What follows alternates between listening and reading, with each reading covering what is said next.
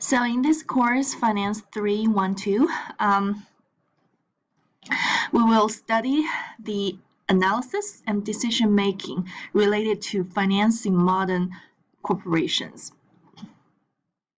We will learn important elements of financial theory as they apply to widely held international firms. These elements include, but are not limited to, time value of money, the risk-return relationship, cost of capital, capital budgeting, capital structure, asset management, and corporate securities valuation. Of further interest are ethical considerations underlying application of financial theory to business practice. Okay, so to begin, in the beginning of this course, we will introduce the most basic but most important principle in finance, time value of money. Okay, we're gonna learn that money actually have time value. It is not only the amount of money you receive or pay, it is also the time when you get or receive the money that matters. Okay, and then our whole semester will be most contents in the semester will be relying on the first one or first two chapters we learn about time value of money. Okay, we're gonna apply this principle to bond situations, stock situations to evaluate the bond price and stock prices. Okay, we will also learn the basic risk and return relationship that an asset, a financial asset with higher risk would require higher return. Okay, there's nothing that's perfect. Okay, if you want higher return, then you would most likely to undertake more risk. Okay, higher risk, higher return. Lower risk, lower return. So you have to make a risk-return trade-off when you make financial decisions. Okay, we will also learn cost of capital. Okay, this is the cost for a firm to raising capital. Usually there are two major sources. The firm can raise capital through either debt or equity. Okay, so we're gonna learn cost of debt, cost of equity, and then calculate weighted average cost of capital for the firm. Okay, we're gonna decide how much percentage we should raise capital through debt and how much percentage we should raise through equity. And this is capital structure. Okay, the weights of debt and equity in the capital components for the firm is capital structure. Okay, we'll also learn about capital budgeting. Okay, this is about whether we will estimate the cash flows for certain project and evaluate the net present value of the project. And we will decide whether this project is worth investing or not and make capital budgeting decisions. Okay, asset management. Okay, so from the company side, they need to decide through debt or equity, they're going to raise capital and the weights they're going to put in these two methods. They also need to decide how they're going to use the money, okay, to make capital budgeting decisions. Okay, that's from the firm's perspective. From the investor's perspective, okay, we want to manage our assets better, and we can choose whether we want to invest in stocks or bonds or any other real estate financial assets or any other assets to have a best risk and return trade-off. Okay, we as a rational investor, we always want an asset that's of the lowest risk but highest return. But according to the risk-return principle, risk and return usually comes together. So we need to find the perfect asset that balances these two best. Okay, corporate securities valuation.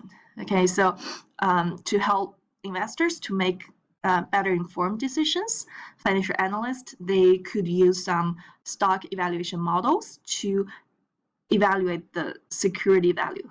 Okay, so we can estimate stock prices or bond prices using some financial models, and we can then make investment decisions based on these evaluations. Okay, and again, when we're evaluating the bond prices or stock prices, we're going to use time value of money, methods, and principles. Okay, so this is an overview of what we're going to learn in this course throughout the semester. So for you, in order to learn this course well, I would say the most important thing is to make sure you understand all of my lectures and understand all of my notes. Okay, make sure to go through all the videos and all the notes. And if you want to learn better, you could read book chapters prior to watch the video and answer chapter questions. Okay, you could also solve textbook-related problems besides working on the problems in the notes and homeworks. You could also participate in quality class discussion using our Canvas discussion board. Okay, whenever you have a question or you feel like sharing what you have learned in a certain video or notes, okay, make sure you drop a note in the discussion board about what you've learned from the lecture or the notes, or ask a question that you still are not sure about. Okay, and you need to turn in assignments on time. Okay, you need to again register on Connect, the MyGirlHill software Connect, and work on.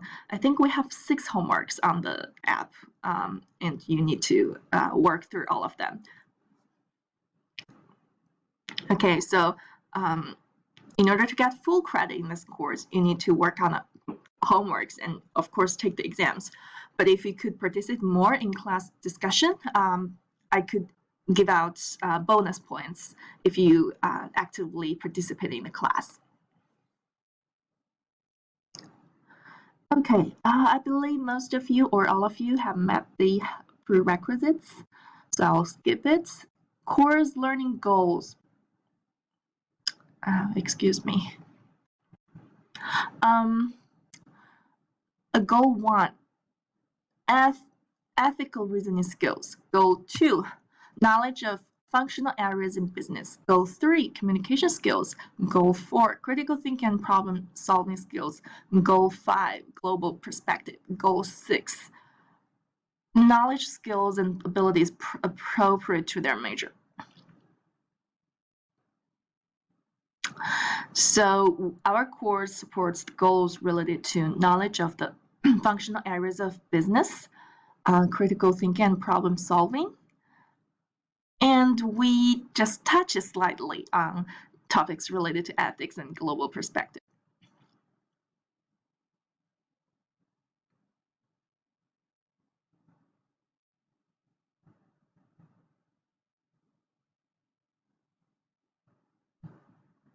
Okay, and out of all the topics we've discussed we will also include financial statement analysis, working capital management, financial forecasting, and these other topics we've mentioned. Okay, so to succeed in this course, I hope all of you would raise your awareness and fulfill your knowledge of business finance terminology and concepts. You will be equipped with skills in using tools of analysis for financial decision making, and you will always be skilled. You will also be skilled in applying knowledge in solving appropriate problems. Okay, this course materials. Okay, this highlights the 2 things you need to do for our first class again. Okay, so you need to register for MyGirlHill Connect. Okay, this is required for this course. If you register for Connect through Canvas page and get an ebook, you'll have this required textbook for our course, written by Ross Steven, Randolph Westerfield, Bradford Jordan, and book name is Fundamentals of Corporate Finance, 12 edition. Okay, but you don't have to worry too much about it unless you want a paper copy. Besides the ebook, you can purchase the paper copy. Otherwise, you could just register for Connect so you get access to our homework and access to the ebook. Okay, so you can click on this link here. Okay, it will show you the registration process for Connect. So let me try here for you. If you click on the PDF link, okay, you could go to our website here. Okay, you could click on the video. It will show you how to register.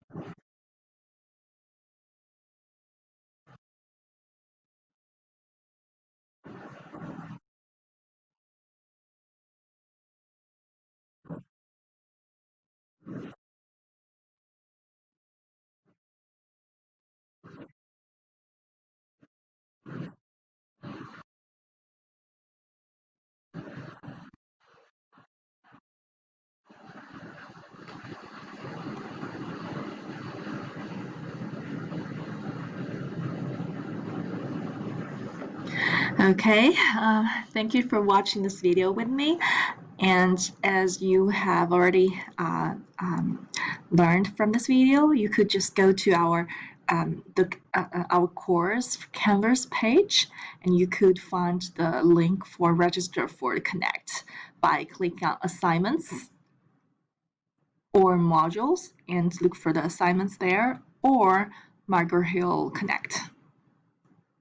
Okay, I think for now, McGraw-Hill Connect or assignments should work for you. Okay, and you may not see the homework in the modules until we finish the first topic. So you could go to assignments and McGraw-Hill Connect to get access to Connect for now. But after we finish the first topic, you would see the assignments in the module too.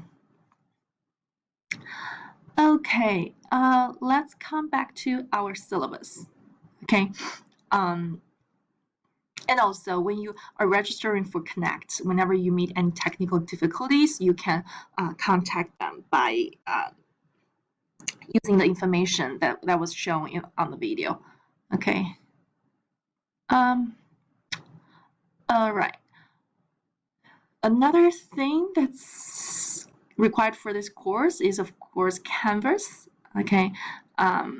I will upload all the notes, videos, homework, and conduct our exam on Canvas as well.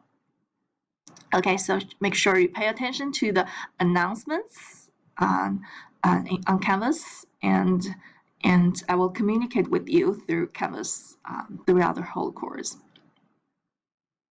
Okay, so besides registering for Connect, another thing you need to purchase, unfortunately, is a financial calculator.